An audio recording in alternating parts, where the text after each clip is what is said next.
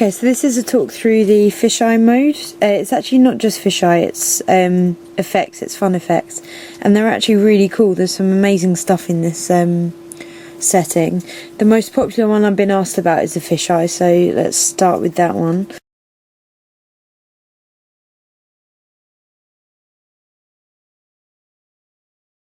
So it's already set to fisheye. As you can see on the settings on the back here, there's actually quite a few different things. And we're going to go through those during this video. So, screen's gone off. So the fisheye is the first one that we're going to go through. As you can see, in the fisheye mode, you can also do multi-shot, and you can change the size of the image and all those other presets that I've mentioned in other videos. So I've got just a couple of things. I've got a pack of Oreos and a little toy there that we're going to work with. So with the fisheye, as you can see, it's already sort of bending the image. It's meant to look like sort of a fishbowl, fisheye sort of effect. If I just zoom into the toy here, you can see his eyes is bulging. Everything in the image bulges, and if I just take an image now,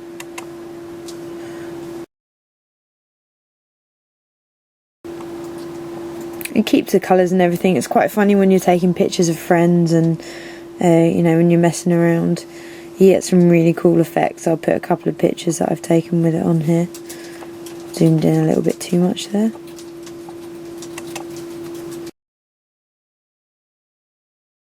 So it still keeps the quality really high, but you get that cool fisheye effect. Okay, so if we press the function button here, this one, once you press that in, you get the option for all these other modes. The next mode along is the miniature effect.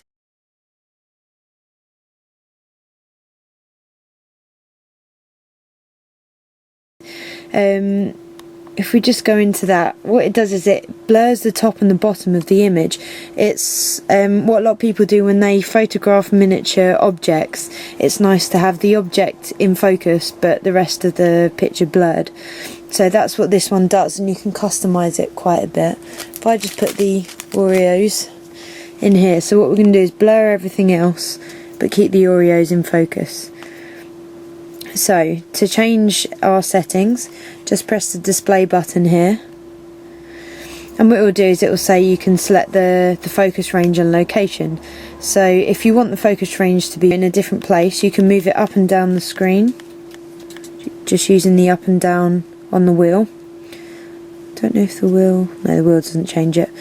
And then you can press the menu button and you can take a movie in this mode, and it's fast playback because it's meant to look like it's come out of a toy camera, so you can do it up to 20 times the speed. I'll put it up to 20 so you can see how fast it goes.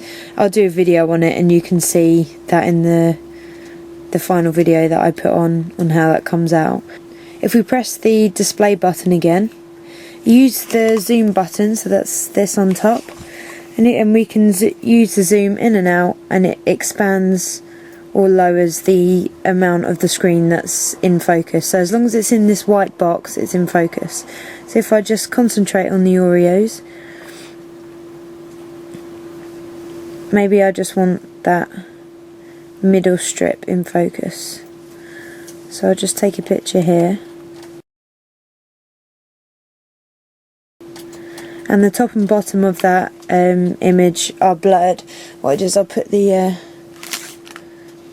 turtle at the back so you can see. We'll take a picture of the Oreos and the turtle will be blurred.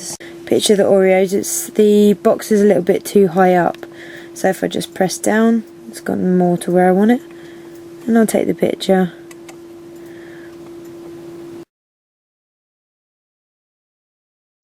And the turtle will be in the background. This is really great if you do want to mess around with focusing different parts of the image. You can also tilt the camera and it will change it so that it's now focusing on the middle part here instead. Just as an example, what I'll do is I'll expand that box and I'll put the turtle in focus instead.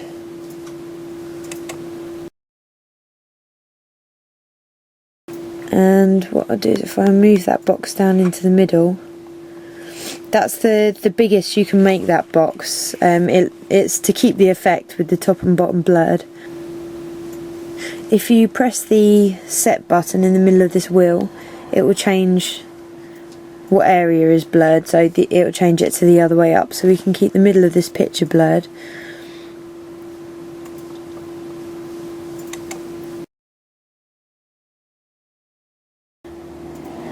So you could just have a sort of a tiny strip in focus down the middle of the, tiny strip in focus down the middle of the picture. So that's a really cool effect. And if I just take a video, I'm just going to change the orientation. So if I just take a video by pressing the record button here, you'll see it's quite slow because it's recording at a fast speed. So I'll just move into the Oreos, over and into the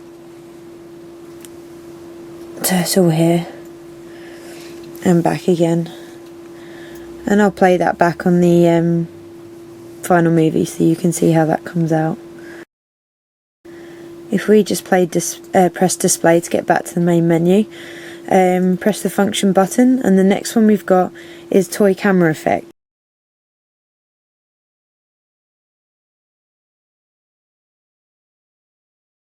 And what this does is it darkens the edges of the image so it looks like you're looking through sort of a little toy camera. So if I just take a picture here,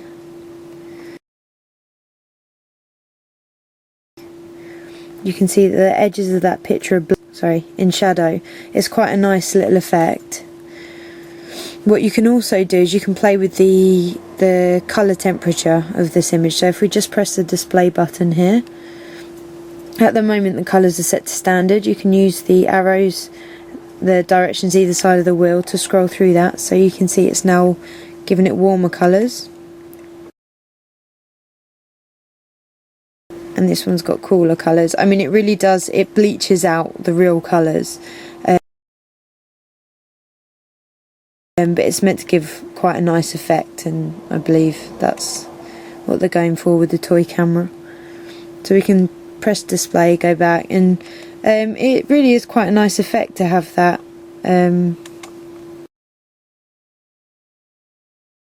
darkened edge around the images.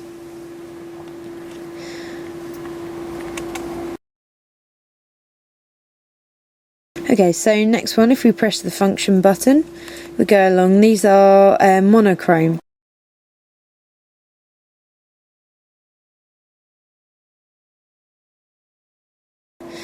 Options. So if we press the function to select that, press the display button again. Pretty much in all of these modes, if you want to change anything, you just press the display button.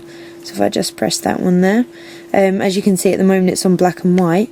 If we go across, there's sepia, which is kind of like the old brownish colour that you got in old photography, and then there's a bluish colour tone to it. So those are the three settings. I'll just take a picture of each.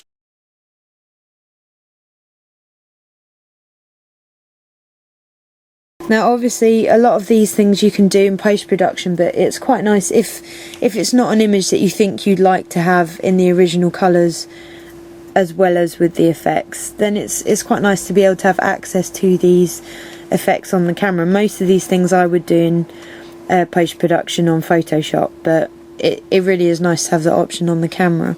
Next one along is super vivid.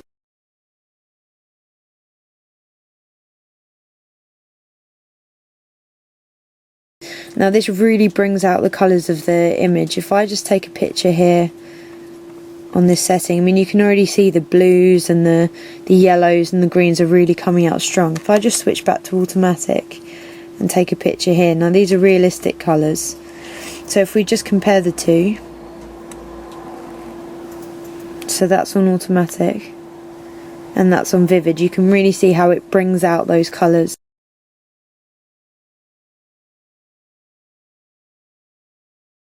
It's actually really nice, and I'd like to try it on more scenery because I think that would really enhance the colours and it will look beautiful. So it's a great little option to have. So that's the super vivid.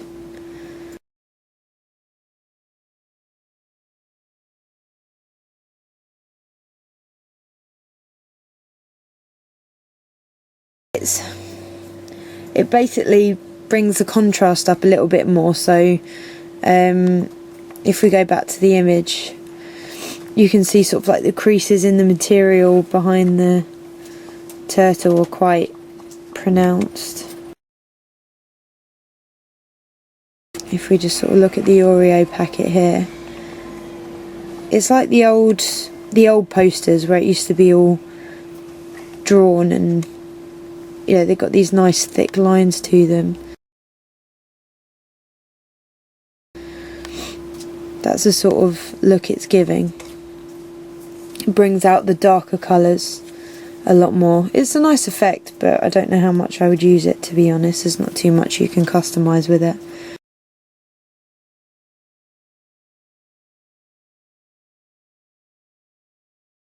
Now this is definitely interesting. So if we press the display button here, what we can do is we can concentrate the image on one colour.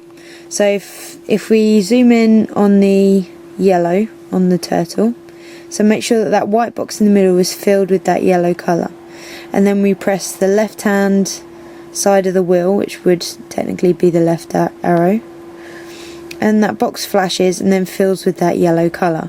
And now you'll see that the image is flashing on and off. What it's telling you is that the picture is going to be taken in black and white, and it'll only keep one colour, and because we've selected yellow, it's flashing, so that yellow is the colour that it's going to use. You can turn the range of how much yellow is used with this, it's like an exposure button here, by just pressing the up and down of the wheel. So if we turn it up, you see that as it's flashing, it's actually kept a lot more colour in the image. It's actually only really cutting out the blue, because it's obviously green and yellow are quite similar colours. Vice versa, if we put it the other way, it's barely picking up the yellow in the image as it is. So if we go on to keep it on 0, it will keep that nice yellow in the image. And if we just take that picture now, it's just kept the yellow. So then if we decide that now we want to keep the blue, we just press the display button again, zoom into the Oreos, make sure that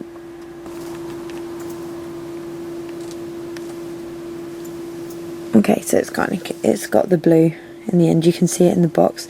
So now you see it's flashing on and off, and now the Oreo blue is being kept, but the turtle's yellow is now no longer the colour that's being kept. So if we just take that picture there,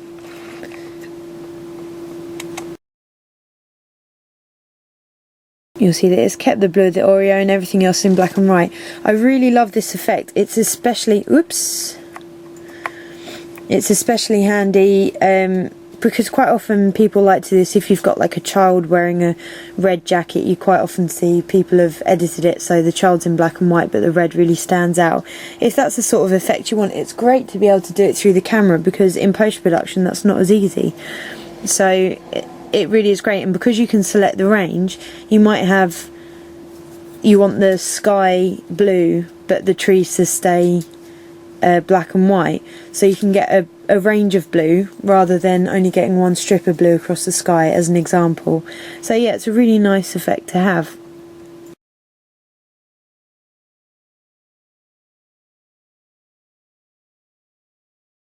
And go along its colour swap.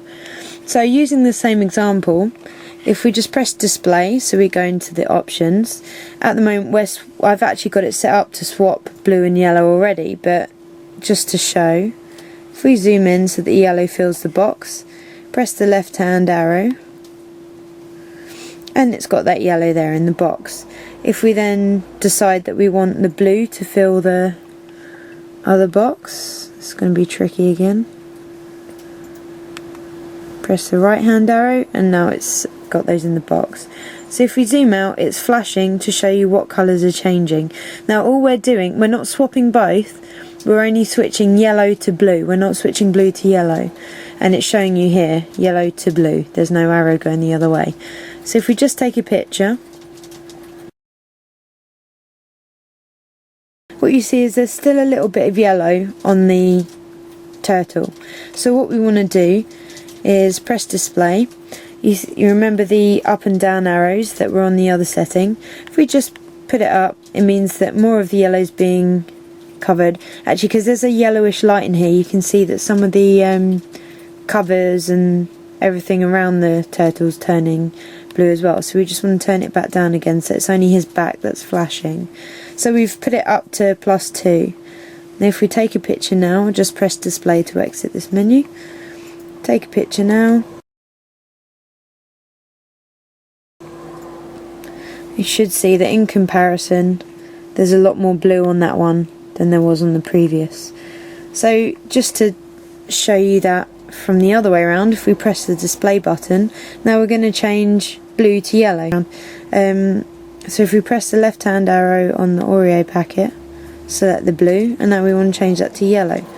So let's pick the yellow, press the right hand arrow. So now you see the Oreo packet is flashing up yellow. We probably have to up this a bit because it looks like it's not really going to pick up the whole Oreo packet. So if we just put it up, you can see now a lot more is flashing yellow. So you can judge how high you need the strength of the yellow to be, judged on based on what's flashing up yellow. If you start to see the surrounding area flashing yellow, then you want to turn it back down again. The turtle's actually got a blue label attached just under its head, which is why the turtle's flashing as well. So if we take that picture now, you can see that the Oreo packet is completely yellow, it's a really great effect, and it's so much fun. If you do want to mess around with this camera and try out the different effects, this really is a fun one to use. You can change people's eye colours and stuff. Well, I guess you could. I've not tried it.